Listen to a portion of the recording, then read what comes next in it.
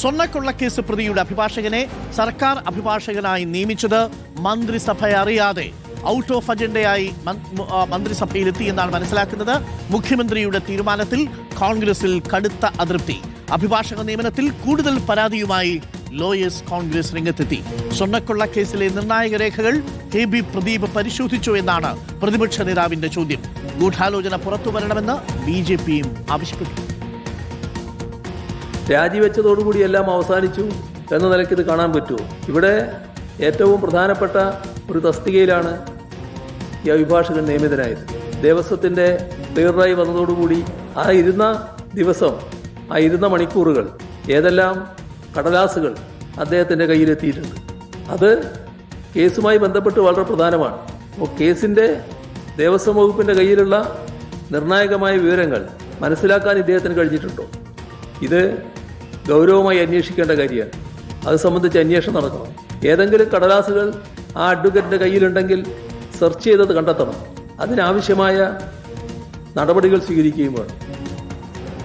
വിവരങ്ങളുമായി റോഷിപാൽ ചേരുന്നു. Roshipal, good evening. Roshi, പ്രദീപിനെ നിയമിച്ചത് മന്ത്രിസഭ അറിയാതെ ഔട്ട് ഓഫ് അജണ്ടയായിട്ടാണ് എന്നുള്ളതാണ് നമ്മൾ മനസ്സിലാക്കുന്നത്. അങ്ങനെയാണെങ്കിൽ ആരുടെ താല്പര്യമാണെന്നുള്ളതാണ് ചോദ്യം. പാർട്ടിയുമായി ആലോചിച്ചിട്ടില്ല, ഘടകകക്ഷികളുമായി ആലോചിച്ചിട്ടില്ല, ബന്ധപ്പെട്ട വകുപ്പുമായോ വകുപ്പ് സെക്രട്ടറിയുമായോ ആലോചിച്ചിട്ടുള്ള ഒരു ഫയൽ പോലും പുട്ടപ്പ് ചെയ്തിട്ടില്ല എന്നാണ് നമുക്ക് ലഭിക്കുന്ന വിവരം. ഇത് ലോയേഴ്സ് കോൺഗ്രസിലടക്കം കടുത്ത വിമർശനമുണ്ട് ഗവൺമെന്റ് ലീഡർമാരുടെ നിയമനത്തിൽ. ആരുടെ താല്പര്യമായിരുന്നു ഇത് എന്നതല്ലേ ചോദ്യം? അരുൺകുമാർ, ഹൈക്കോടതിയിലെ സർക്കാർ അഭിഭാഷകനെ നിയമിക്കുന്നതുമായി ബന്ധപ്പെട്ട വിവാദങ്ങൾ ആളിക്കത്തുകയാണ്. മന്ത്രിസഭയെ ഇരുട്ടിൽ നിർത്തിയാണ് മുഖ്യമന്ത്രി VD സതീശൻ തീരുമാനമെടുത്തതെന്ന പരാതി ഇതിനോടകം ഉയർന്നു കഴിഞ്ഞു. കാരണം മന്ത്രിസഭയിൽ അജണ്ടയ്ക്ക് പുറത്താണ് വിഷയം കൊണ്ടുവന്നത്. അതുകൊണ്ട് തന്നെ ഈ പട്ടികയിൽ ആരൊക്കെ അഭിഭാഷകരായി ഉണ്ടെന്ന് മന്ത്രിമാർക്ക് തിരിച്ചറിയാൻ കഴിഞ്ഞിട്ടുമില്ല. ഓരോ വകുപ്പിലെ മന്ത്രിമാർക്കും അവിടെ നിയമിക്കുന്ന അഭിഭാഷകർ ആരാണെന്ന് അറിയാൻ കഴിഞ്ഞില്ല എന്നതാണ് വിമർശനത്തിന് വഴിയൊരുക്കുന്നത്. പാർട്ടിയിൽ ചർച്ച നടന്നില്ല, മുന്നണിയിൽ ചർച്ച നടന്നില്ല. അതുകൊണ്ടാണ് ഇങ്ങനെ തിരിച്ചടി ഉണ്ടാകാനുള്ള കാരണമെന്നും പറയുന്നു. അതിനിടയിൽ കൂടുതൽ പരാതികൾ ഉയരുകയാണ് അഭിഭാഷക നിയമനത്തിൽ. അതിൽ പ്രധാനമായും ചിത്ര ജോർജ്, ഒപ്പം രാജശ്രീ R നായർ, മിന്റു ചെറിയാൻ, പൂജ സുരേന്ദ്രൻ എന്നിവരുടെ നിയമനമാണ് ഇപ്പോൾ വീണ്ടും വിവാദത്തിലേക്ക് പോകുന്നത്. അതിൽ നേരത്തെ തന്നെ ചിത്ര ജോൺ കേന്ദ്ര അഭിഭാഷകയായി പ്രവർത്തിച്ചിരുന്നു. BJPയുമായി ബാന്ധവമുണ്ടെന്ന വിമർശനം ഉയരുന്നു. അതേപോലെയാണ് പൂജ സുരേന്ദ്രൻ.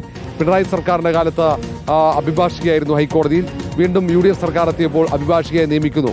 അവർ CPMുമായി ബാന്ധവമുണ്ട് എന്ന വിമർശനം ഉയരുന്നു. ഈ കാര്യത്തിൽ കോൺഗ്രസിൻ്റെ അഭിഭാഷക സംഘടനയായ ലോയേഴ്സ് കോൺഗ്രസാണ് പരാതിയുമായി പാർട്ടിയെ സമീപിച്ചിരിക്കുന്നത്. ഈ കാര്യത്തിൽ നടപടികളിലേക്ക് APC നേതൃത്വം കടന്നിട്ടുമില്ല.